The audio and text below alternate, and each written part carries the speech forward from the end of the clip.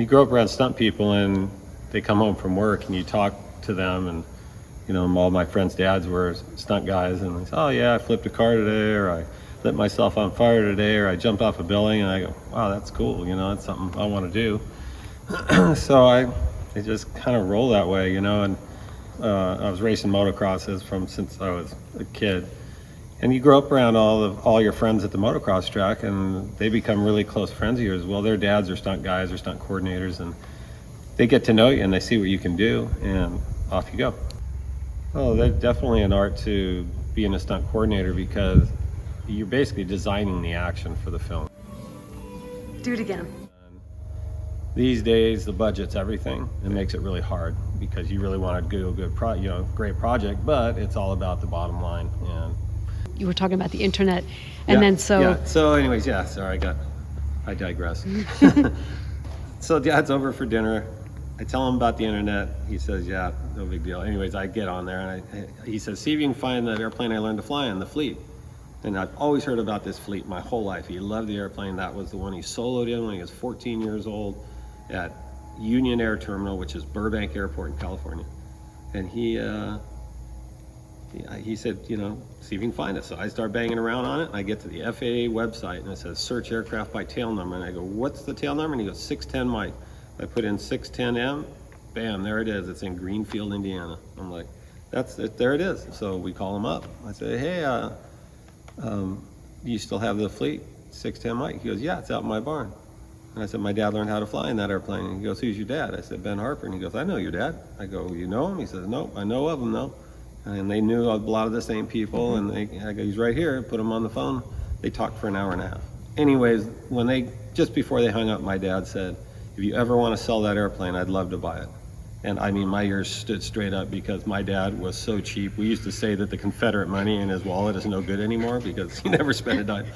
But anyways, I said, wow. And he hangs up. He goes, you call that guy every 6 months, and timing is everything about getting something like that, and I'll buy it. And I was like, wow, that's cool. So sure enough, man, I started calling Bob and Beverly every 6 months, and we'd chat for a while, and they're just super neat people and down to earth, and we became friends.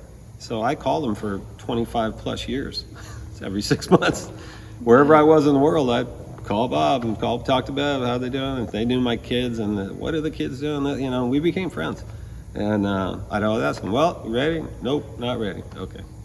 Anyways, my dad passed away in 2008, and I called Bob and I said, hey, the old man went west, and he's like, oh man, I wish I would have sold that airplane to you when he was still alive, man. You guys should have that. And I said, well, it is what it is. It wasn't meant to be. And I said, well, one day maybe I can get it and carry on his legacy. And he said, okay. And so that was in 2008, and I ended up going through a divorce that following year, and I didn't talk to him for about 3 years, because I was just had a lot going on with dealing with everything in life.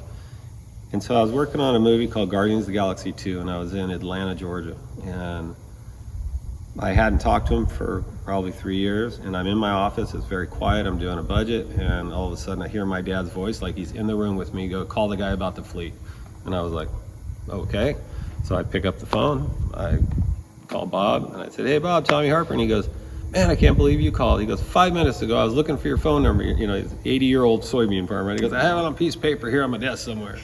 And I was like, well, the old man just checked in from upstairs and said you might be ready to sell it. And he says, he was right, I'm ready.